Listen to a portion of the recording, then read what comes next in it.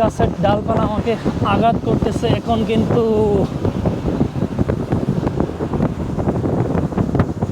এতক্ষণ তো কোনোভাবে মাফ করে দিছে, এখন মাফ করতেছে না।